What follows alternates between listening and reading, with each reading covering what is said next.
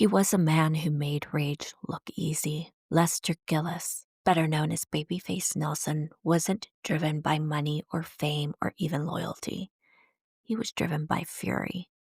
In the chaos of the 1930s, when America turned its outlaws into movie stars, Nelson turned the act of killing into his own twisted performance. He wasn't charming like Dillinger or romantic like Bonnie and Clyde. He was something darker, the storm behind the headlines. This is the story of the boy who couldn't stand being laughed at and the man who made the world afraid to. I'm Becca, and this is Deadly Truths, Morally Bankrupt, Episode 3. November 27th, 1934, Barrington, Illinois. The sky is a pale winter sheet, heavy with smoke and exhaust. A black Ford V8 roars down northwest highway, the same model the Bureau has been chasing for months. Inside, Lester Gillis, better known by the press as Babyface Nelson, his wife Helen, and a partner named John Paul Chase. The car is already bleeding oil and metal. Bullet holes pattern the hood like a rash. Behind them, 2 federal agents, Samuel Cowley and Herman Hollis, close in, driving a Bureau sedan with a machine gun mounted in the back seat. Just minutes earlier, Nelson and Chase ambushed a government car near the town of Barrington. Nelson emptied a drum from his Thompson into it, killing Agent Crowley's partner instantly. Now, rather than escape, Nelson does what he always does. He turns around. He pulls the V8 across the road, skids to a stop, and storms out, barehanded but for the Thompson and a revolver on his hip. No cover, no retreat. He walks right into the line of fire. Witnesses said it looked suicidal. He advanced even as bullets ripped through his legs and his torso. He kept shooting. When the smoke cleared, 2 federal agents were dead, 2 more were wounded, and Nelson was riddled with more than a dozen gunshot wounds. His wife, Helen, dragged him into the back seat and drove through the dark, searching for a safe house north of Chicago. By the time she reached the home of a friend, Nelson was fading, his body collapsing under the weight of his own defiance. It was the bloodiest shootout in the history of the early FBI. He was rage in human form, a 5'4" outlaw with the ego of a warlord who'd rather die proving he wasn't small than live being ordinary. He wanted control in a world that never gave him any, and he got it through terror. Lester Gillis was born in 1908 in Chicago's North Side. He was the son of hard-working Belgian immigrants. His father fixed trolleys, his mother kept house. The neighborhood was not glamorous, but it was honest. The problem was Lester didn't like being honest. He wanted respect. He was short, about 5'4", and quick-tempered. Other kids teased him, and he learned early that if he could not be tall, he would be terrifying.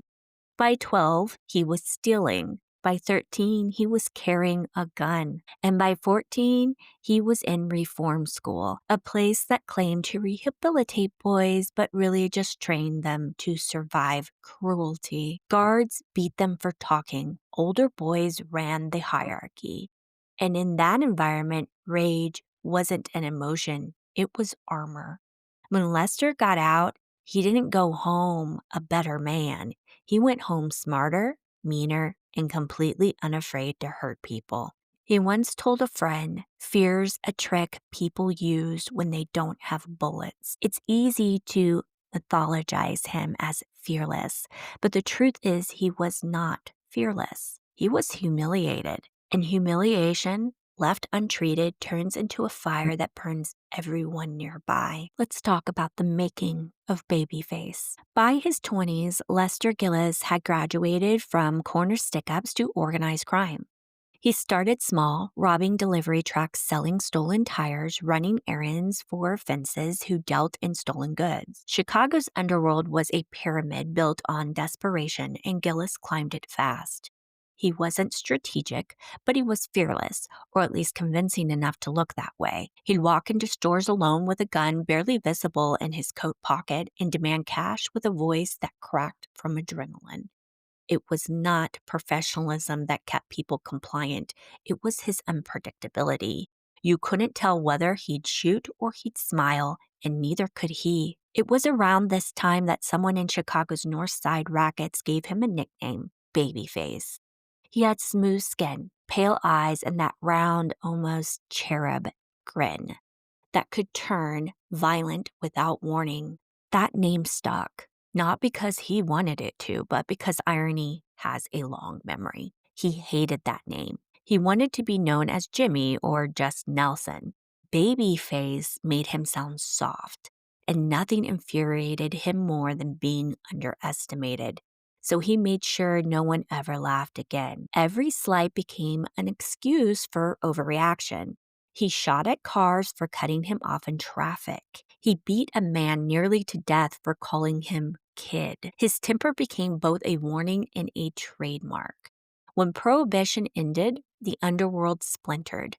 The smart ones adapted. They moved into rackets, gambling, politics. Nelson didn't. He stayed in the chaos, feeding off the adrenaline of armed robbery. In 1933, he was working with small-time gangs that orbited around Chicago's criminal elite. He met Homer Van Meter. And if you have been listening to the prior episodes in this season, you've heard this name before. He also met Tommy Carroll. These men were the ones who ran with John Dillinger. Through them, Nelson found his way into the big leagues. Dillinger at the time was public enemy number one, part celebrity, part folk hero. He robbed banks with precision and walked away grinning for the cameras. The public called him the gentleman bandit. Nelson was not gentle. He didn't crave fame. He craved reaction. Where Dillinger posed with a smile, Nelson left crime scenes soaked in gunfire and blood. Where Dillinger robbed for money, Nelson robbed for dominance, to make everyone in the room feel smaller than he did. The FBI noticed. After a series of robberies in Wisconsin and in Minnesota, witnesses reported a man matching Nelson's description firing long after any resistance ended. He was firing into walls, tires, into the air, anything that moved. Agents started calling him the Trigger Man. In reports, they stopped using his nickname altogether and described him as dangerous, erratic, quick to shoot. And let's face it, guys, all of that was very true. By late 1933, Lester Gillis, the boy who once stole coins off counters, had become one of the Bureau's most violent nightmares. To the FBI, he was not just another outlaw. He was chaos, but he had a pulse. Every violent man builds a belief system, a code that justifies the chaos. For Lester Gillis, it was simple. The world respected fear, not fairness. He didn't steal to live. He lived to prove that no one could take from him again. By 1933, Nelson was robbing banks across the Midwest with small crews. His jobs weren't clean or efficient. They were eruptions. In one robbery in Brainerd, Minnesota, when a guard hesitated, Nelson didn't just take the money, he pistol whipped the man until he collapsed, then fired a round into the wall beside his head. Witnesses said he looked euphoric. It wasn't necessity, it was theater, the performance of power. For a man who'd grown up being laughed at, violence was validation. The FBI's internal bulletins would later call him the most violent individual of the era. Not the smartest, not the most organized, just the angriest. When Nelson was shot in the hip during a 1933 robbery in South Bend, doctors warned he'd need weeks to heal. He refused. Within days, he was back, planning another job, coughing blood and limping, but still barking orders like a man who couldn't stand the sound of weakness, even his own. He was the kind of leader who didn't command loyalty so much as obedience. His partners followed him because saying no was more dangerous than the police. When one lookout tried to abandon a job in St. Paul, Nelson nearly shot him for cowardice. The message was clear. Loyalty was not mutual. It was mandatory. When federal agents finally began closing in, his paranoia turned into ritual. He rotated safe houses weekly, kept guns in every drawer, and slept with a Thompson on the nightstand. One night, when lawmen surrounded a cottage outside Wheaton, Illinois, Nelson blasted his way through a ring of cars, screaming obscenities as he drove off. By the time the smoke cleared, every police vehicle had bullet holes in it, and every officer inside was convinced he'd been hit. Even his own crew started to flinch around him. Homer Van Meter once joked that Nelson wasn't a man who stood behind a gunfight because he'd shoot anything that moved, including his friends. But beneath the blood and the bravado was something quieter and darker. Nelson's rage was not strategy, it was religion. It ordered his world. It gave him meaning. He couldn't stop because stopping meant silence, and silence meant facing what he was. He was a scared kid who learned that exploding first was the only way to survive being small. Behind every outlaw, history leaves a witness. For Lester Gillis, that witness was his wife, Helen Gillis. They met on Chicago's North Side when she was still a teenager. Helen was only 17, a Polish-American girl from a large working-class family. Lester was barely 20, already moving between arrest and small-time robberies. He courted her between jail sentences, charming her with promises that always began with one last job. She adored him before the newspapers ever called him babyface. He called her Sis, a name that blurred the line between tenderness and ownership. They married in 1928 before he turned 21. By all accounts, Helen was very quiet. She was loyal and patient, the kind of woman who blended into the background until you looked closer. When the Bureau started tracking Nelson in the early 1930s, she was often listed in reports as a small brunette companion. What those reports don't capture is how much she endured. She followed him through boarding houses and farm cabins across the Midwest, tending to him after shootouts, patching bullet wounds with peroxide, washing his blood-soaked shirts in kitchen sinks. She slept with a pistol nearby because she knew one day lawmen might kick in the door. The relationship wasn't built on romance, it was built on containment. Two people surviving a war they helped create. Helen saw glimpses of the man he could have been, the one who brought her candy or played with stray dogs or lifted her up to dance when the radio played. But those moments came between explosions. She lived inside his temper the way most people live inside weather, never knowing when it would turn, and leaving was not an option. He needed her devotion like he needed oxygen, and she mistook his volatility for protection. When your world is built on violence, loyalty feels like safety. After the Dillinger gang collapsed, they lived like fugitives and rented cabins under false names. The newspapers ran her picture beside his. They labeled her the gangster's girl. She became as wanted as he was, though her only crime was following him around. On November 27, 1934, the day of the Barrington shootout, Helen was still at his side. When the shooting ended, Nelson was hit at least 9 times. She pulled him into the back seat of their bullet-riddled Ford and drove north, searching for help. Witnesses later told investigators she drove like someone who'd done it before, one hand on the wheel, the other trying to stop the bleeding. By the time she reached the safe house in Niles Center, he was dying. She stayed with him as he bled out, whispering to him to hold on. When he stopped breathing, she did not run.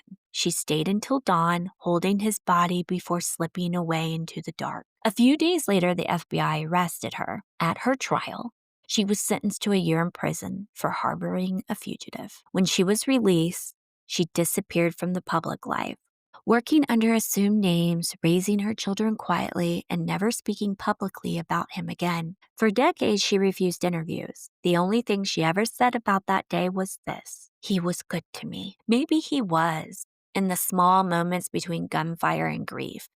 But what she called love, history now recognizes as survival, because that kind of devotion is not romance.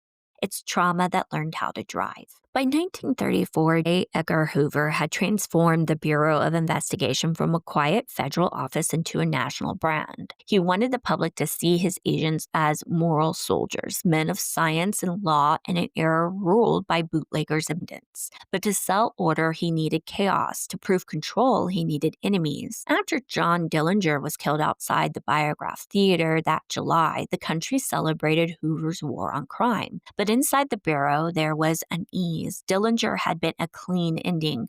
Shot in an alley, the cameras already waiting. But his death also created a vacuum. America's first public enemy was gone. The public wanted a new villain, and Hoover wanted a new victory. He found both in Lester Gillis, Babyface Nelson. Wanted posters went out nationwide with a $5,000 reward, more than most families made in a year. Newspapers called him the killer with a baby face. The irony was not lost on Hoover. A criminal mocked for looking harmless now symbolized the Bureau's biggest embarrassment. Nelson had already humiliated them once. In April 1934, during the Little Bohemia Lodge raid in Wisconsin, Nelson escaped a chaotic FBI assault that left one civilian dead and several agents wounded. He even shot 2 federal men during his getaway, stole their car, and vanished into the woods. The Bureau blamed local police and poor communication, but privately, Hoover was livid. For the first time, his untouchable agents had looked unprepared, and Nelson had made sure they remembered it. He taunted them by continuing his robberies, staying close to Chicago, practically daring the Bureau to find him. By fall, the FBI had turned Nelson into a national priority. His file ballooned with photos, sightings, and internal memos stamped urgent. Hoover assigned his best field men to the case.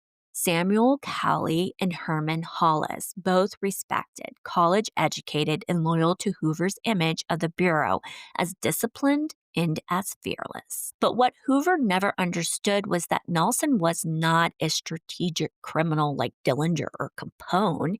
He did not plan. He provoked. He thrived on confrontation, and he viewed every pursuit as a test of dominance.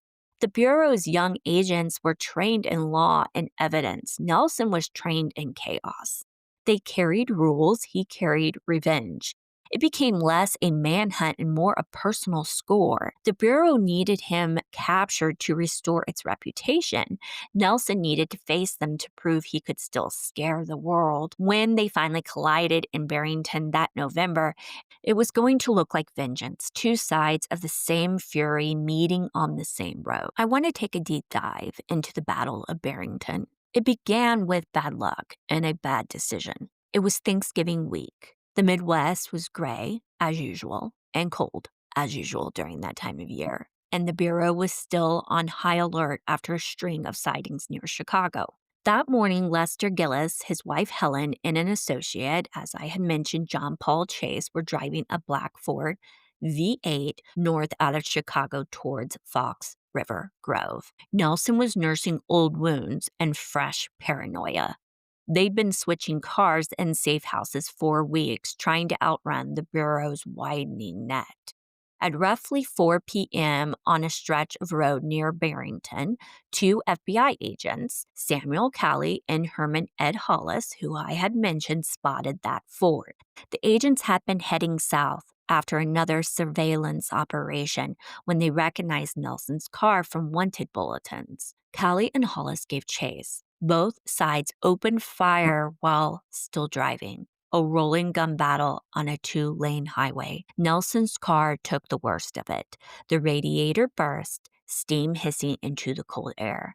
But instead of breaking away, Nelson did something no one expected. Honestly, doing the research, I know I say this sometimes when I'm researching this stuff and then I put it into these podcast episodes, but you think you know details, and then when you do a deep dive on the details, you're just blown away, figuratively and literally. And reading about this, it just sounds so absolutely insane. I can't believe it happened in real life, but it did. So here we go.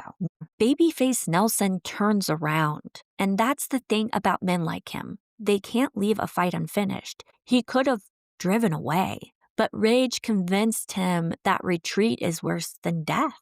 He swung the Ford across the road, blocking the agent's path. He jumps out, Thompson's submachine gun in hand. His partner followed, firing a .351 rifle from behind the car. Cowley and Hollis took cover behind their government sedan, returning fire with pistols and shotguns. Witnesses later said it looked like a war. I'm not surprised by that. I'm sure everybody listening isn't either. Could you imagine seeing something like this playing out in front of you? Bursts of muzzle flash cutting through the afternoon fog. Nelson advanced down the middle of the road, yelling curses, firing in short, deliberate bursts. He was hit almost immediately. Bullets tore through his legs, his hip, and his stomach. But he kept moving, staggering forward, still squeezing the trigger. His aim was brutal but effective. Hollis went down. He was mortally wounded. Cowley was hit multiple times and collapsed behind the Bureau car. When Nelson finally dropped, he'd been shot, as I said, at least 9 times. He crawled back towards his own car, dragging the Thompson by the barrel. Helen ran to him, screaming his name. She and Chase pulled him into the backseat. As she climbed behind the wheel, he whispered his last words, "I'm done for. Get out of here." She didn't. Helen drove away with him bleeding out across the back seat, one hand on the wheel, one hand on him in the back, heading north towards a friend's safe house in Niles Center, now Skokie. By the time she arrived, he was unconscious. He died a few minutes later. When authorities found the car the next day, it was parked neatly in a driveway of a suburban home. Nelson's body lay across the back seat, wrapped in a blanket. His face, the one that had earned him his nickname, was nearly unrecognizable, swollen and bloodied from the shootout. The man who had spent a lifetime proving he wasn't small had finally stopped moving, but the wreckage he left behind, 2 dead federal agents, a widow in custody, and a bureau thirsting for redemption, would define the end of America's outlaw era. Hoover wasted no time. By dawn, Washington already had the telegram. Public enemy number 1 dead near Chicago. The Bureau moved quickly to control that story. Nelson's death wasn't just another shootout. It was a headline and a message, proof that the Bureau was unstoppable. That order had triumphed over chaos. Newspapers across the country ran photographs of the bullet-riddled Ford F8. The same way they had printed images of Dillinger's body outside the biograph and Bonnie and Clyde's ambush car in Louisiana. The imagery was morbid, and Hoover knew it, but he also knew that it worked. The public devoured these spectacles. People lined up outside police impounds to see the wrecked car, counting bullet holes, tracing blood with their eyes. Because that's what we do. We say we hate violence, but we pay to witness it. We call it history so we don't have to call it entertainment. Because let's face it, folks, it sounds pretty intense, doesn't it? For the Bureau, it was the final chapter in the outlaw era. The gangsters who had defined the early 1930s, Dillinger, Pretty Boy Floyd, the Barkers, Nelson, were all dead within a year. Hoover called it the restoration of law. In truth, it was also the birth of something else, the federal myth of invincibility. To the public, the Bureau became the face of justice. To the agents who had lost their lives, it was a hollow victory. The 2 Asians that died in that horrific ordeal were buried with honors. And of course, Helen Gillis was arrested.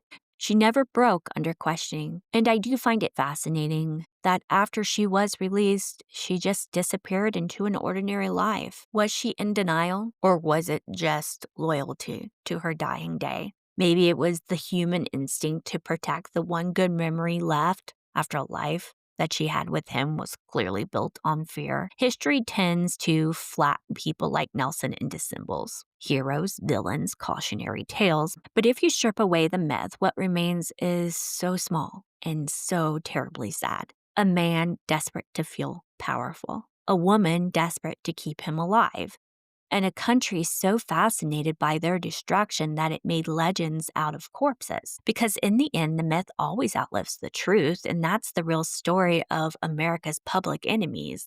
We don't bury violence, we immortalize it. Sensationalism, right? And Babyface is somebody that we have seen played out in films, in TV shows, in books over and over again. He's been played scary and funny and over the top. But I don't know about you guys. I've always watched, I've always read about him. He's fascinating, isn't he? And it makes you want to examine the psychology of power. Why did he fight that way? Because power was the only emotion that he trusted. For men like Lester Gillis, violence wasn't just a means to survive, it was a way to feel real. Humiliation shaped him, rage preserved him. Every robbery, every shooting, every reckless charge into gunfire was a statement of self, a way to insist that the world would see him, even if it had to look down the barrel to do it. He couldn't build so much as he could destroy. He couldn't command respect, so he manufactured fear. And once he discovered that people moved when he pulled that trigger, well, he never found another way to feel alive. Later behavioral profiles of violent offenders, the kind the Bureau itself would begin compiling in the decades after his death, describe this as a control behavior, a pattern where deep insecurity drives compulsive domination, where the threat of humiliation activates the same brain circuitry as physical pain. And violence becomes the only way to make that pain stop. For Nelson, power was the antidote to helplessness. He learned young that the world rewarded intimidation more than honesty, that respect could be taken faster than it could be earned. So he turned his trauma into a weapon. He didn't trust love. He did not trust mercy or peace. He only trusted fear. Underneath the myth of a gunman was a terrified boy still fighting not to be small. The FBI called him the most violent man of that era. But that's only half of the truth. He was also one of the most frightened. Modern psychologists might call it a trauma loop, a self-reinforcing cycle where pain fuels aggression and aggression deepens pain. He wasn't addicted to crime. He was addicted to control. Violence was his antidepressant. Domination was his self-esteem. And like any addiction, it demanded escalation. Every time he survived, he needed to go further. Each time he killed, he needed it to mean more. Until the end, when the need outgrew the man. When he turned the car around at Barrington, it was not strategy, it was compulsion. He died proving he could make death blink first. Death does not blink. What makes Babyface Nelson belong in this series is not his body count. It's what he represents. He was the byproduct of a nation coming apart at the seams, raised in poverty, hardened by institutions that confused cruelty with correction, and then turned into a celebrity by the same press that later condemned him. He was not born a monster. He was shaped by a country that rewarded spectacle over substance, where headlines mattered more than healing, and notoriety was the fastest way to be seen. Men like Nelson forced the world to look. And just like Dillinger, and just like Bonnie and Clyde, he became a reflection of every American contradiction. The pursuit of power disguised as freedom, the worship of violence dressed up as justice, and the appetite for tragedy sold as news. Hoover got his victory. The Bureau got its legends. The public got another corpse to stare at. And Helen Gillis got a ghost that she couldn't let go of. That's moral bankruptcy, when everyone profits from the wreckage and no one pays the bill, when rage becomes revenue, when violence turns into brand identity, when a man's worst impulses are repackaged as folklore and the rest of us call it history. Nelson's life was not a warning we heeded. It was a mirror we looked away from, because even now the formula still works. We turn cruelty into content, we confuse infamy for importance, and we keep mistaking destruction for proof of strength. In the end, Babyface Nelson wasn't the face of evil, he was the face of a culture addicted to its own violence. A trigger we keep pulling long after the gun is empty. After all, I'm still talking about it. I can't stop pulling the trigger because it's fascinating. Lester Gillis never wanted to be small. He wanted the world to remember his name, and he got that. Because it does, but not for the reasons he hoped. The boy who could not stand being laughed at became the man who made America afraid, but fear is not respect, it's just silence with better lighting. If Dillinger was performance and Bonnie and Clyde were delusion, then Nelson is pure rage given legs. Humiliation turned into a headline. He did not rob for money or rebellion or even fame. He robbed to rewrite the world's opinion of him one bullet at a time. And when a society rewards spectacle over substance, rage always finds a microphone. He died believing that he won, that by shooting first, he was still in control. But control was always the illusion because the only thing he ever truly mastered was that trigger. And even that could not save him. You've been listening to Deadly Truths, Morally Bankrupt. If you made it this far, thank you truly. Every listen, every follow, every share keeps this project alive and helps bring these forgotten histories back into the light. So if you have not yet, follow, rate, and share Deadly Truths on Spotify, YouTube, Apple Podcasts, Amazon Music, anywhere you listen. It costs nothing, but it means everything to me. Next time, the story of a mother who became America's criminal matriarch. Was Ma Barker really the mastermind behind her son's crimes, or just another casualty in Hoover's war for control? I'm Becca. Thank you always for listening and for keeping the truth alive.